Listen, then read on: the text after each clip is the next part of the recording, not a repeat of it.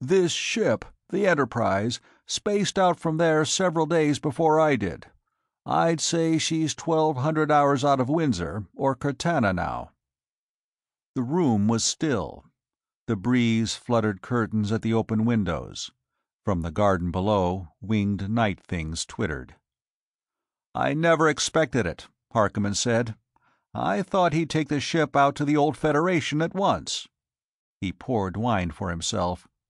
"Of course, Dunnan's crazy.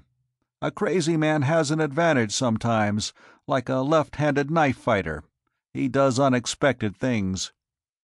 "That wasn't such a crazy move," Rovard Groffus said. "We have very little direct trade with Cortana. It's only an accident we heard about this when we did." The freighter captain's beaker was half empty. He filled it to the brim from the decanter. "She was the first Graham ship there for years," he agreed. "That attracted notice, of course.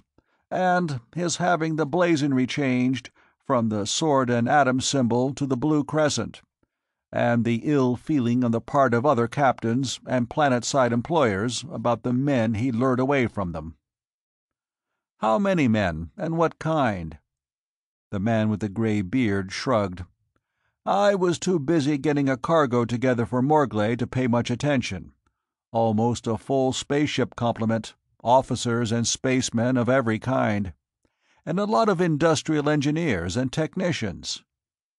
"Then he is going to use that equipment that was aboard, and put in a base somewhere," somebody said. "If he left Cortana 1,200 hours ago, he's still in hyperspace," Goat Kirby said.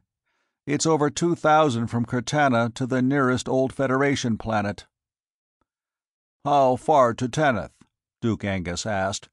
"I'm sure that's where he's gone. He'd expect me to finish the other ship and equip her like the Enterprise and send her out. He'd want to get there first."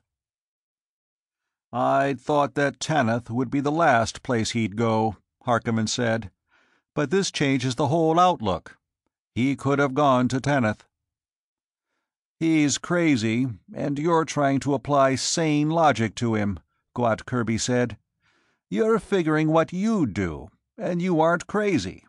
Of course, I've had my doubts at times, but—" "Yes, he's crazy, and Captain Harkonnen's allowing for that," Rovard Groffus said. "Dunnan hates all of us. He hates His Grace here. He hates Lord Lucas and Caesar Carval. Of course, he may think he killed both of them.